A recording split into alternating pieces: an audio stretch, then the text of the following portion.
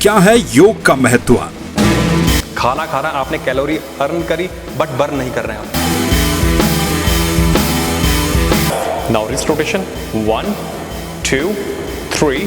पेट बढ़ेगा नहीं। अगर पेट नहीं है तभी भी आप आसन कर सकते हैं और अगर पेट बढ़ चुका है तभी भी ये आप आसन कर चुके हैं। योग से ऑक्सीजन लेवल कैसे बढ़े? सांस की कमी से, ऑक्सीजन की कमी से बहुत ज़्यादा डेथ हुई है कि आप घर पे ही रहकर अपनी ब्रीथ को, अपनी सांसों को बढ़ा सकते हैं। मेरा ऑक्सीजन लेवल 98-99 चला गया। बच्चों के लिए योग का महत्व। लेकिन अगर हम अपने बच्चों की इम्यूनिटी को एक्सरसाइज के माध्यम से, अच्छी डाइट के माध्यम से बना के रखें, पेट खराब है या मोटापा है तो आपका पूरा दिन खराब चला जाता है। ऑफिस में कैसे करें योगासन? अगर आप कुछ एक्सरसाइज कुर्सी पे ही कर दें तो आपको किसी भी थेरेपिस्ट की जरूरत नहीं पड़ेगी लाइफ में, ये मैं आपको गारंटी देता हूँ। थायराइड और पीसीओडी से छुटकारा।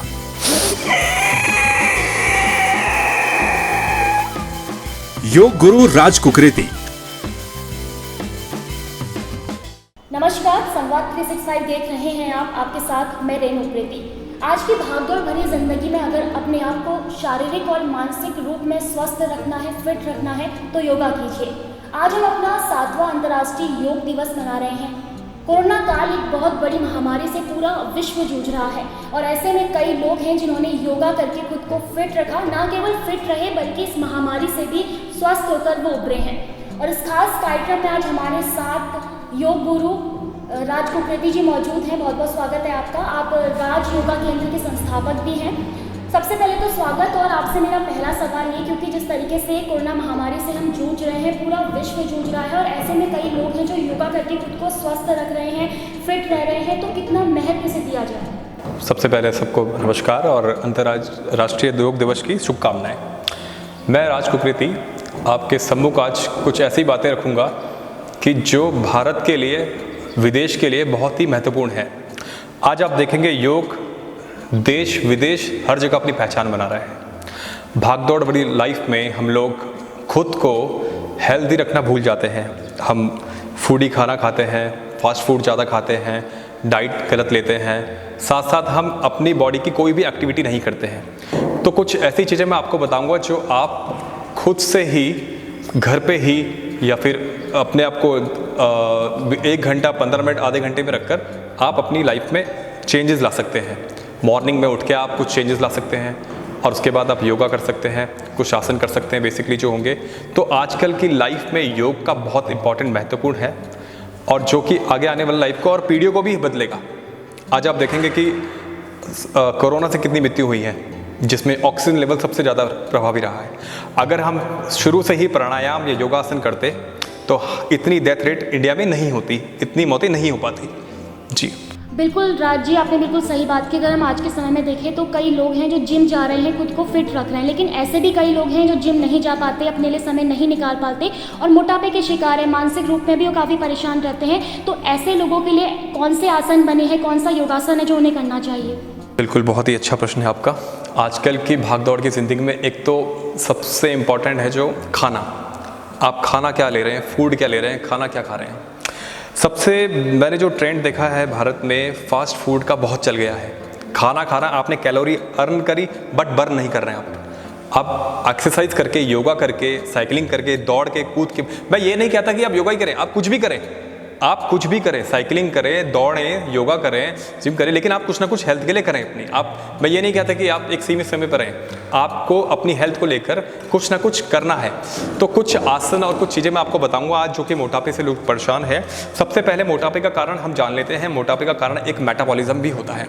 तो मेटाबॉलिज्म को जब हमारा बिगड़ता है तो हमारा पेट स्वाभाविक है जो आ जाता है।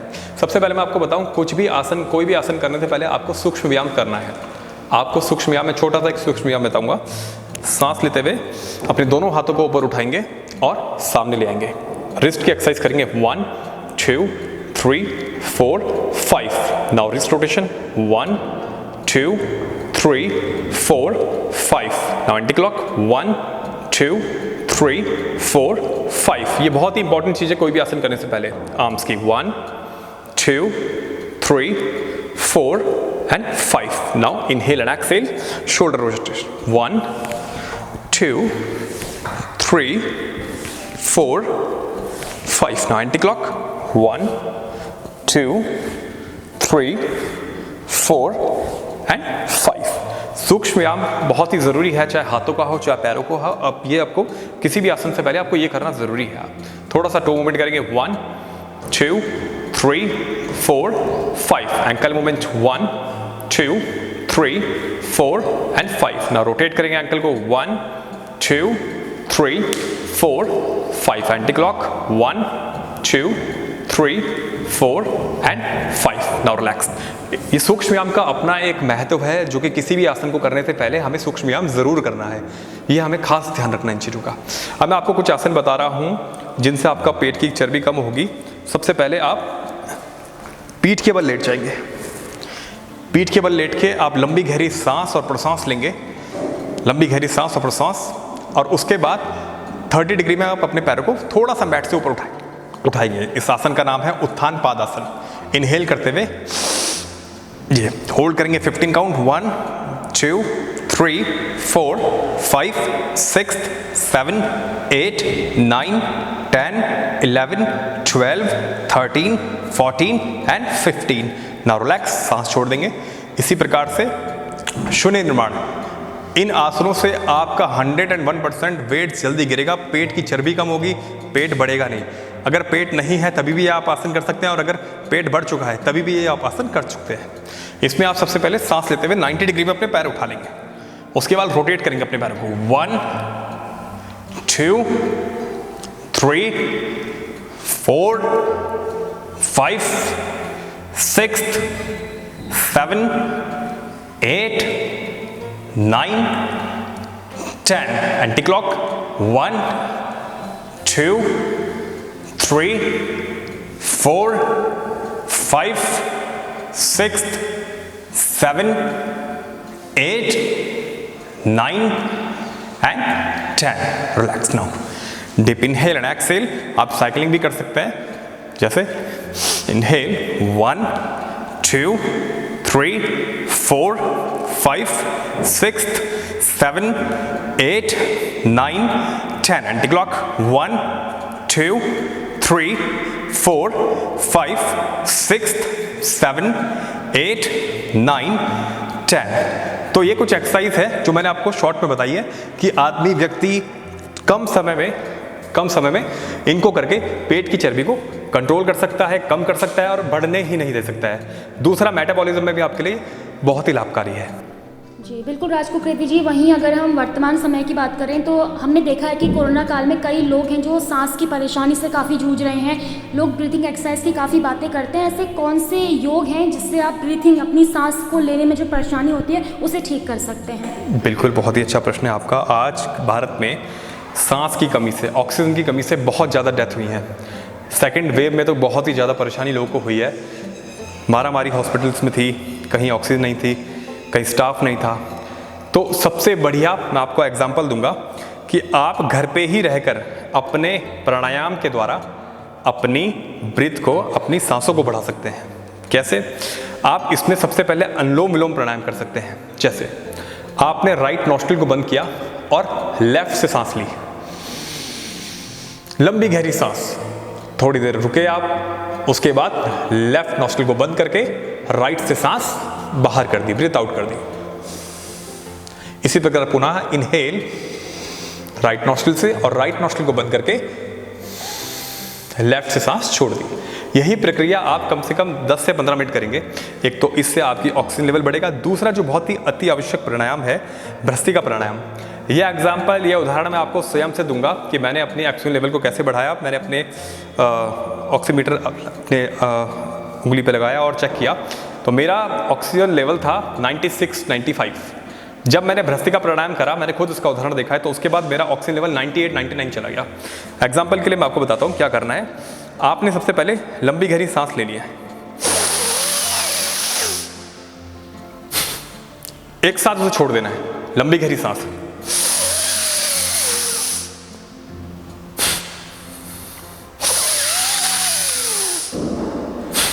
देखिए इससे क्या हो रहा है, हमारे जो फेफड़े हैं, लंग्स हैं, पूरी तरह से फूल रहे हैं। और डॉक्टर ने भी आपने देखा होगा कि यही बोला कि आप एक एक्सरसाइज करिए लंग्स की, इसमें फूंक मारनी होती है, बॉल उड़ेगी, तो वो लंग्स की, उसे ना करके आप ये भी कर सकते हैं। हर किसी के पास वो अवेलेबल नहीं है, तो आप इस प्राणायाम के माध्यम से, भस्त्रिका प्राणायाम के माध्यम से अपनी ऑक्सीजन को 101% बढ़ा सकते हैं। क्योंकि मैंने खुद इसको बढ़ाया है, अगर मैं अपना एग्जाम्पल दूँ तो मैंने भी इसको आजमा के देखा, बहुत ही बढ़िया अच्छा प्राणायाम, उसका परिणाम भी मुझे मिला। तो ये थी ब्रीथिंग एक्सरसाइज की बात, लेकिन ऐसे कई सवाल हैं, कई लोगों के सवाल हैं कि जो छोटे बच्चे होते हैं, क्या उन्हें एक्सरसाइज करनी चाहिए, क्या उन्हें योग करना चाहिए, और करना चाहिए तो कौन से योग उनके लिए बने हैं और कौन सी उम्र उनके लिए सही है? देखिए सबसे पहले मैं बताऊं, छोटे बच्चों को योग बिल्कुल करना चाहिए। आज आप देखेंगे अब तीसरी लहर की बात हो रही है, तीसरी लहर में ये भी कहा जा रहा है कि छोटे बच्चों को ज़्यादा प्रभाव डालेगी है। लेकिन अगर हम अपने बच्चों की इम्यूनिटी को एक्सरसाइज के माध्यम से, अच्छी डाइट के माध्यम से बना के रखें तो उन पे ज़्यादा असर नहीं करेगी। क्योंकि सेकंड वेव में हमने बहुत कुछ सीखा है, तो थर्ड वेव में हम ये चाहेंगे कि डेथ ना हो। तो इसलिए बच्चों को सबसे पहले सूक्ष्म व्यायाम जो मैंने आपको बताया, उसके बाद सूर्य नमस्कार के सेट जो होते हैं, सूर्य नमस्कार के 2 सेट कर सकते हैं। और उसके बाद छोटे छोटे उनके आसन हैं, जैसे आप कर सकते हैं वृक्षासन, ट्री पोज। अगर मैं खड़े होकर आपको दिखाऊं तो ट्री पोज का बहुत ही अच्छा एक माध्यम है कि आपने अगर लेफ्ट पैर से करना है तो सीधे आप खड़े, ये बच्चों की एकाग्रता को भी बढ़ाता है और इम्यूनिटी को भी अच्छा रखता है। आपने अपने लेफ्ट पैर को राइट थाई पर रख दिया और आर्म्स अप करते हुए प्रणाम आसन में आप आ गए। यहाँ पे आपने होल्ड किया 10 काउंटिंग तक, 1 2 3 4 5 6 7 8 9 एंड 10। नाउ एक्सेल करते हुए आप नीचे आ गए। इसी प्रकार से आप राइट पैर से भी इसको कर सकते हैं। दूसरा, आप बच्चों से साइड बेंड करवा सकते हैं, दोनों शोल्डर के बराबर पैर खुलवा के, इनहेल आर्म्स करके, आर्म्स अप करके, और पहले आपने लेफ्ट साइड बेंड करवा दिया, यहाँ पे 10 काउंटिंग करी, उसके बाद आपने बीच में लाके इनहेल करते हुए राइट साइड बैंड करवा दिया, यहाँ पे काउंटिंग करी। ये कुछ बेसिक्स आसन है जो बच्चे कर सकते हैं। जैसे दोनों हाथों को फैला के इनहेल करते हुए आप लेफ्ट साइड, राइट हैंड को कान से सटाते हुए आप लेफ्ट साइड बैंड कर सकते हैं। यहाँ पे आपने 10 या 15 काउंट किए, फिर सांस छोड़ते हुए पुनः राइट साइड को, यहाँ पे 10 या 15 काउंट करके आप इन्हें 3 बार बच्चों को करवा सकते हैं। एक ये। दूसरा आपका होता है ताड़ासन। बच्चों की हाइट की प्रॉब्लम भी बहुत होती है कि बच्चों की हाइट नहीं बढ़ पाती, उसके लिए भी सबसे बढ़िया आसन है ताड़ासन। आपने दोनों पैरों के पंजों को मिलाओ और अपने हाथों को क्रॉस किया, इनहेल करते हुए पहले आर्म्स अप करे, फिर हिल्स भी अप कर दी एंड होल्ड 10 काउंट। यहाँ पे आपने होल्ड किया। बच्चों को कहना कि कंसंट्रेट करें एक पॉइंट पे, किसी भी एक बिंदु पे देखेंगे। इससे उनकी एकाग्रता तो बढ़ती है, साथ साथ उनकी हाइट का भी विस्तार हो जाता है। तो ये कुछ एक्सरसाइज हैं जो राज कुकरेती ने हमें बताई, खास तौर पर छोटे बच्चों के लिए जिनकी हाइट नहीं बढ़ती है या जिनको एकाग्रता की कमी है, तो उनको ऐसे आसन जरूर करने चाहिए। एक और आखिरी सवाल आपसे मेरा ये है कि कई लोग हैं जो आजकल मोटापे के शिकार हैं और मोटापा कम करने के लिए वो जिम ज्वाइन करते हैं, कई तरह की एक्सरसाइज करते हैं, लेकिन फिर भी उन्हें कोई फल नहीं मिलता। योगासन के जरिए ऐसा क्या किया जाए, ऐसे कौन से योगा आसन है जिसके जरिए मोटापा कम करने में मदद मिलेगी? देखिए, मैंने आपको सबसे पहले यही बताया कि मोटापे के लिए मैंने कुछ आपको आसन बताए थे मेटाबॉलिज्म के लिए। अगर मैं उसके अलावा बताऊं तो आप अपनी दिनचर्या में सबसे पहले बहुत ज़रूरी है, आप सुबह उठ के खाली पेट गर्म पानी पी सकते हैं, जिससे आपका पेट भी साफ हो जाएगा, मेटाबॉलिज्म भी दुरुस्त होगा और आपको आपकी दिनचर्या में भी थकान, कमजोरी महसूस नहीं होगी। या दिन, क्योंकि पेट खराब है या मोटापा है तो आपका पूरा दिन खराब चला जाता है कहते हैं।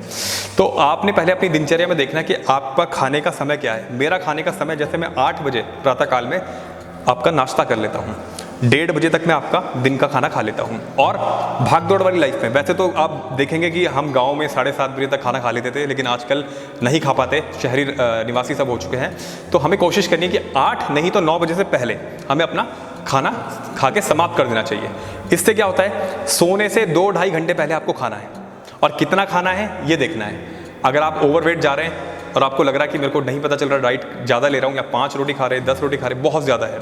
मैंने ऐसे लोग भी देखे हैं जो 5 से 10 रोटी खाते हैं और बहुत ज़्यादा चौड़े, और कोरोना में मरे भी हैं। कोरोना में वो मरे भी हैं, उनकी ऑक्सीजन लेवल गिरा, इम्यूनिटी पावर कम हुई और उनकी डेथ भी हुई है। खाना खाना और ज़्यादा खाना खाने में बहुत फ़र्क है।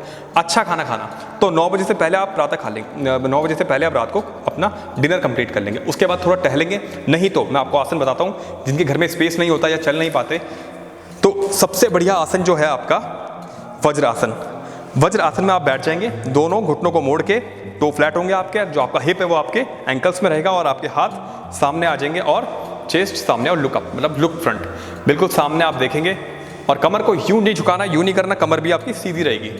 इससे क्या होता है, हमारा मेटाबॉलिज्म खराब होता है, डाइजेशन अच्छा होता है, अगर हमने खाना खाया तो वो जल्दी डाइजेस्ट हो जाएगा, और हमारी जो चर्बी है थाई की ये भी कम होती है। तो कुछ नहीं करना, अगर कुछ नहीं, आप चल नहीं पा रहे हैं, फिर नहीं पा रहे रात को, तो आप इस आसन में शुरुआत में 2 मिनट, फिर 3 मिनट, 4 मिनट, 5, जितना इसको आप बढ़ा सकते हैं। अगर आप टीवी देख रहे हैं तो आप बेड पे बैठ जाइए अच्छे से और इसमें इस आसन में बैठे रहिए। ये भी आपके डाइजेशन को अच्छा करेगा और आपके मेटाबॉलिज्म को बेहतर करेगा। एक लास्ट है, ये आसन थोड़ा हार्ड है लेकिन आप कर सकते हैं, बच्चों को भी करवा सकते हैं। इसी सुप्त वज्रासन इसे बोलते हैं, इसका एडवांस आसन है। आपने पैरों को बाहर निकाला, एंकल्स को बाहर निकाल दिया, हिप को आपने नीचे रख दिया और आप पीछे लेट गए। ये आपका मेटाबॉलिज्म अच्छा करता है, इसको बोलते हैं सुप्त वज्रासन। थोड़ी देर आप बैठे रहिए, फिर हाथ आपने पीछे कर दिए, हाथ आपने पीछे कर दिए, ये सुप्त वज्रासन है। इसका प्रेशर आपकी थाइज में भी आ रहा है, पेट पे भी आ रहा है, कोर पे, तो उसके लिए भी ये बेस्ट है, सुप्त वज्रासन इसे कहते हैं। उसके बाद आप जितनी देर तक बैठ सकते हैं उसी प्रकार से, जिस प्रकार से आप गए हैं उसी प्रकार से वापस आ सकते हैं। पुनः फिर आप सुखासन या अपना वज्रासन में बैठ सकते हैं। बिल्कुल राज कुकरेती जी, वहीं एक और सवाल आपसे लेना चाहूँगी। कई युवा हैं आजकल दफ्तरों में काम करते हैं, 7 से 8 घंटे एक ही चेयर पर उन्हें बैठे रहना पड़ता है, जिससे ये भी देखा जाता है आमतौर पर उन्हें पीठ दर्द की शिकायत रहती है, रीढ़ की हड्डी में उनकी परेशानी आती है। तो ऐसे युवाओं के लिए क्या कुछ एक्सरसाइज हैं, योगा हैं, जिनसे करके उन्हें कई हद तक राहत मिले? बिल्कुल, आज की जो दुनिया है बिना मोबाइल फ़ोन और बिना कंप्यूटर के तो है नहीं। आज सभी के सभी लोग जो हैं कंप्यूटर और मोबाइल पे ही काम कर रहे हैं। अब उसके नुकसान मैं आपको बता देता हूँ, फिर मैं उसके फ़ायदे या रोग के फ़ायदे बताऊँगा। उसके नुकसान सबसे पहले है कि हम जब मोबाइल देखते हैं तो हम नीचे झुके हुए होते हैं, इससे सबसे ज़्यादा प्रॉब्लम हमारे सर्वाइकल पार्ट में आती है। अक्सर देखना कि फिजियोथेरेपिस्ट के यहाँ सर्वाइकल, कमर दर्द, इनके सबसे ज़्यादा पेशेंट आपको मिलेंगे। और अगर आप कुछ एक्सरसाइज कुर्सी पे ही कर दें तो आपको किसी भी थेरेपिस्ट की ज़रूरत नहीं पड़ेगी लाइफ में, ये मैं आपको गारंटी देता हूँ। देखिए, हम जब बैठते हैं कोशिश ये करें, जब अगर हम मोबाइल चला रहे हैं तो हम उसको फ्रंट में चलाएं, टाइपिंग ऐसे करें, जितनी भी देर कर सकते हैं ऐसे करें, ठीक है। थोड़ी देर आप ऐसे हो गए कोई बात नहीं, लेकिन फिर आपको याद आना चाहिए कि मुझे सीधा करना है, मुझे अपनी नेक को झुकाना नहीं है। और उसके बाद आपको क्या होगा कि आपकी नेक नहीं झुकेगी तो सर्वाइकल पार्ट डिस्टर्ब नहीं होगा आपका, सबसे पहले। दूसरी चीज़, हम कुर्सी में बैठते हैं, वर्क करते हैं, तो हम जब बैठते तो यूँ हैं और फिर यूं झुकते झुकते झुकते झुकते हमारी रीढ़ की हड्डी डी बन जाती है, जो कि बहुत ही खतरनाक है आगे। तो हमें क्या करना है, अगर आपके पास कुर्सी है तो कुर्सी में आप छोटा सा कुशन लेके अपनी लंबर पार्ट पे नीचे लगा सकते हैं, बिल्कुल पॉइंट में एक कुर्सी लगाएं। अगर आप कुशन लगा देंगे तो आपकी जो कमर यूं नहीं होगी, वो यूं ही रहेगी। कुशन आपको नीचे नहीं झुकने देगा, कुशन आपको सीधा रखेगा, पहला। दूसरा, आप कुछ एक्टिविटीज़ कर सकते हैं, जैसे आप सूक्ष्म व्यायाम करें, अपने रिस्ट को पकड़ के इधर उधर करें, चाहे राइट साइड से, फिर चाहे लेफ्ट साइड से। शोल्डर की एक्सरसाइज भी हो रही है आपकी, शोल्डर स्टिफ नहीं होंगे, ठीक है। आप सबसे मेन सर्वाइकल, उसके लिए सर्वाइकल के लिए ये हर 1 घंटे में आप ये जरूर करें। ये करने से क्या होगा, आपको सर्वाइकल नहीं होगा, हमारा गैप कम होने लग जाता है C1, C2, C3 में। तो उसमें क्या होता है, हमारे सर्वाइकल पे ब्लड का संचलन जो है नहीं चल पाता ढंग से हड्डी में, तो हड्डी पत्थर बनने लग जाती है। तो ये जितना आप 1-2 घंटे बाद ये करेंगे तो टक टक टक आवाज़ आपकी आने लगेगी, तो आप समझ जाइए कि आपकी प्रॉब्लम शुरू हो रही है, लेकिन इससे बचा जा सकता है। एक ये, और एक ये आपको प्रेस करना है अपने राइट हैंड से लेफ्ट साइड, लेकिन लेफ्ट साइड गर्दन जाएगी नहीं, आपकी राइट साइड ही रहेगी। यहाँ पे 15 काउंट किया आपने, फिर यहाँ से 15 काउंट किया आपने, यहाँ पे आपने क्रॉस करके फिंगर्स को पीछे को धकेलना है, लेकिन गर्दन वहीं रहेगी। गर्दन से आपने आगे को और हाथ से पीछे को, इसी प्रकार से पीछे को 15 काउंट, और इसी प्रकार से आप शोल्डर ओपनिंग, शोल्डर एक्सरसाइज कर सकते हैं। ये है। दूसरी चीज़, एक बहुत ही चीज़ मैं आपको बताऊंगा कि आंखें खराब हो जाती है हमारी कंप्यूटर में वर्क करके, मोबाइल में वर्क करके। तो मैं इसको आपका बहुत अच्छा, सुबह उठ के गुनगुने पानी में आप अगर आंवले का रस लें, नहीं तो कच्चा आंवला खाएं, तो आपकी आंखें निश्चिंत वापस आएंगी। 0.75 से मैं वापस आया हूँ अपनी आंखों में, इसी माध्यम से सर्वांगासन और शीर्षासन। और पॉइंट मैं आपको बता रहा हूँ, ये पॉइंट है रिंग फिंगर और उसके बीच में, मिडिल इंडेक्स फिंगर के बीच में। ये पॉइंट अगर आप दबाएंगे, इस पॉइंट को दबाने से सुबह एक बार और शाम को एक बार आप अगर से दबाएंगे और आपकी आंखें वीक है तो आपके बहुत तेज दर्द करेगा, इसी पार्ट में आपके पेन होगा। और आप समझ जाना कि मेरी राइट आईज जो है वो वीक हो रही है। अगर आप इस एक्यूप्रेशर पॉइंट को दबाएंगे तो आपकी आंखें निश्चित तौर पे वापस ठीक होने लगेंगी। और जो मैंने बताया, इसके बाद जैसे लेफ्ट साइड है तो लेफ्ट, मिडिल और इंडेक्स फिंगर, जो ये हमारी फिंगर है, इसमें दबा के पॉइंट को आप अपने आंखों को ठीक कर सकते हैं, बेहतर कर सकते हैं। चश्मा है तो उतरने लग जाएगा, और नहीं है तो कभी लगेगा नहीं। इस पॉइंट को आप दबाएंगे। आप जिनको लेफ्ट आइज में पेन होगा तो वो लेफ्ट साइड दबाएगा, उसको उस जगह पे पेन होने लग जाएगा, और राइट साइड है तो राइट साइड पे। अगर किसी को माइग्रेन है, किसी को आंखों से सरदर्द भी होता है, आपको पता है सरदर्द होने लग जाता है, तो आप इस पॉइंट को यहाँ पे प्रेस करेंगे तेजी से कुछ सेकंड के लिए यहाँ पे, और असर जाएगा आपका यहाँ पे। यहाँ पे प्रेस जब आप करेंगे, एक्यूप्रेशर का पॉइंट है, तो आपका माइग्रेन सरदर्द से आपको बिल्कुल राहत मिल जाएगा। इंस्टेंट इलाज मैं आपको बता रहा हूँ इस चीज़ का। दूसरा, आप इन पॉइंट्स को सरदर्द के लिए इस पॉइंट को भी दबा सकते हैं, जहाँ पे हमारे हल्के गड्ढे आ जाते हैं सर पे, यहाँ पे इन्हें दबा के आप आराम से रिलीफ पा सकते हैं माइग्रेन से। ठीक है, तो आप अपनी दिनचर्या में आंवला रस और प्रेशर पॉइंट, जिनकी आंखें कमज़ोर हो चुकी हैं, ये कर सकते हैं। और 1 घंटा आप जब बैठ रहे हैं, काम कर रहे हैं कंप्यूटर, तो वॉक करें, 5 मिनट वॉक करें। 1 घंटे बाद ज़रूर उठें, थोड़ा बॉडी को हिलाएं, थोड़ा वॉक करें, जो एक्सरसाइज मैंने आपको बताई है। थोड़ा साइड बैंड कर दिया आपने, खड़े होकर ट्विस्ट कर दिया वहीं पे खड़े खड़े, या बैठ के आपने ट्विस्ट कर दिया आराम से अपने आप को, बॉडी को, तो आपकी जो स्पाइन है, जो आपके शोल्डर है, जो आपका नेक है, ये वर्क करेगा, हिलेगा ढूलेगा। तो थोड़ा सा आप जो है एक जगह स्टिफनेस नहीं होगी आपकी। और मैंने जो बताया, कुशन जरूर लगाएं नीचे चेयर पे, ताकि आपकी बॉडी डी ना बन जाए, यहाँ ज़्यादा प्रॉब्लम आ जाती है। तो कोशिश करें, ये स्वस्थ शरीर ऐसा होता है, ना कि ऐसे। तो इन चीज़ों का आप विशेष ध्यान दें। बिल्कुल राजकुप्रीति जी, वहीं एक और सवाल महिलाओं को लेकर मैं आपसे करना चाहूँगी। आजकल महिलाओं पे पीसीओडी और दूसरी बीमारी थायराइड, 2 बीमारी खास तौर पर देखी जा रही है, ज़्यादातर महिलाएं इससे ग्रसित हैं। उन महिलाओं के लिए क्या कुछ योगा बने हुए हैं? जी देखिए, महिलाओं में सबसे ज़्यादा जो है थायराइड और पीसीओडी आज के समय में, और सबसे ज़्यादा समय मैं देहरादून में ही देख रहा हूँ अपने केंद्र में, सबसे ज़्यादा जो महिलाएं हैं और 24 से 25 साल की जो लड़कियां हैं, वो भी पीसीओडी और थायराइड से ग्रसित है। अब वो बताते हैं कि सर 5 साल पहले मेरा, गुरुजी 5 साल पहले मेरा वेट इतना था, आज मेरा वेट 98,102 तक चला गया है। और मेरे यहाँ खुद ऐसे एग्जाम्पल हैं, ऐसे छात्र हैं जिन्होंने योगा के माध्यम से पीसीओडी प्लस थायराइड में कंट्रोल करके अपना वेट 2 महीनों में 90 kg तक ले आए हैं। 90 kg तक उनका वेट नीचे आया है। तो मैं आपको बता, थायराइड सबसे ज़्यादा वुमेंस को होता है हार्मोन्स डिसबैलेंस के कारण। हमारी थायराइड ग्रंथि होती है, T3, T4, TH, ये सब जब डिसबैलेंस होते हैं तो हमारा थायराइड बढ़ जाता है। थायराइड भी 2 प्रकार में, एक में आपको फुलाएगा, एक में आपको घटाएगा, आपका वेट नीचे लॉस होगा। इसको कंट्रोल करने के लिए सबसे पहले अपनी डाइट पे कंट्रोल करना है। आपको खट्टा, ज़्यादा ठंडा, ये सब चीज़ें नहीं खानी है। दूसरा, गरारे आप करेंगे। तीसरा, आप उज्जयी प्राणायाम, सबसे बढ़िया, सबसे बेस्ट प्राणायाम इसमें है उज्जयी प्राणायाम। इसको करने की विधि मैं आपको बता देता हूँ। सांस लेते हुए अपने गले को, थायराइड ग्रंथि को सिकोड़ना है। कैसे?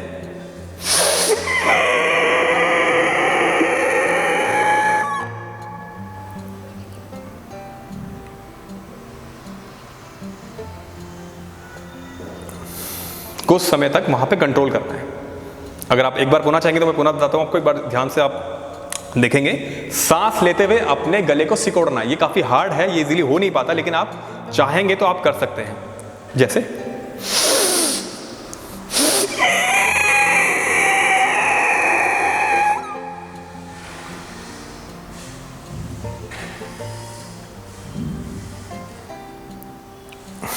जितनी भी देर आप अपनी सांस को अंदर रोक पाएं अपने गले को सिकोड़ते हुए। तो थायराइड, अगर आपका जो आप दवाई खा रहे हैं कंटिन्यूसली, एलोपैथी की दवाई खा रहे हैं, अगर वो बंद ना हुई तो पूरी तरह से बंद हो जाएगी, क्योर हो जाएगा, पूरा आपका थायराइड खत्म हो जाएगा। दूसरा, आपने पूछा पीसीओडी। पीसीओडी का सबसे मुख्यतः कारण मैं देहरादून में भी देख रहा हूँ कि momos, chowmein, fast food, cold drink, ये सब चीज़ें आजकल के बच्चों को सबसे ज़्यादा यही है। आप देखेंगे कोल्ड ड्रिंक हो गई है, जो कि कितनी हार्मफुल है, कितनी हमारे हार्मोन्स को डिसबैलेंस करने के लिए कोल्ड ड्रिंक का सबसे बड़ा हाथ है। दूसरा, हमारे हार्मोन्स को डिसबैलेंस करने के लिए मोमोज, चाउमीन, फास्ट फूड का पूरी तरह हाथ। हम लिमिट के साथ नहीं खाते, हम अनलिमिटेड। और देहरादून में सबसे ज़्यादा मोमोज में देख रहा हूँ प्रचलन में आ गए हैं। उसके बाद प्रॉब्लम आती है तो आप डॉक्टर की तरफ या फिर योगा की तरफ या फिर इसकी तरफ भागते हैं। और कुछ लोग कहते हैं मैं योगा भी कर रहा हूँ, योगा भी कर रही हूँ, फिर भी मेरा वो हो रहा है। जब आप गंदा खाना खाएंगे, योगा भी करेंगे तो फायदा कुछ नहीं है, इंटरनल तो आप प्रॉब्लम आ रही है आपकी। तो इन चीज़ों को देखते हुए पीसीओडी में सबसे पहले आपको फास्ट फूड बंद करना है, आपके हार्मोन्स डिसबैलेंस है उन्हें बैलेंस बनाना है, अच्छी डाइट आपको लेनी है, आपको चावल थोड़े कम करने पड़ेंगे, एग्स आप रात में ले सकते हैं, और आप अदरक और हल्दी पीस के, उसमें अजवाइन पीस के उसको छान कर उसका पानी मॉर्निंग में पी सकते हैं, जिससे आपको पीसीओडी में बहुत रिलीफ मिलेगा। दूसरा मैं आपको बताऊं, पीसीओडी में आप प्रेशर देंगे, यह आसन सबसे इंपॉर्टेंट आसन भी है, मंडूक आसन भी है। ये मंडूक आसन डायबिटीज़ के लिए भी है और पीसीओडी के लिए भी काम आता है। सांस लेंगे आप, पेट अपना फुला देंगे और नाभि में प्रेस करेंगे आप, पेट फुला रहेगा आपका, सांस अंदर है अभी आपकी। सांस छोड़ते हुए नीचे, बिल्कुल भी सांस नहीं लेंगे आप। जब तक आप कंट्रोल कर पाएंगे, आपको कंट्रोल करना है, सांस बिल्कुल नहीं लेनी है, ना बोलना है आपको। इसी प्रकार ऊपर आते हुए फिर एक बार और, पूरी नाभि दबा दी, पेट दबा दिया और होल्ड करना है यहां पे।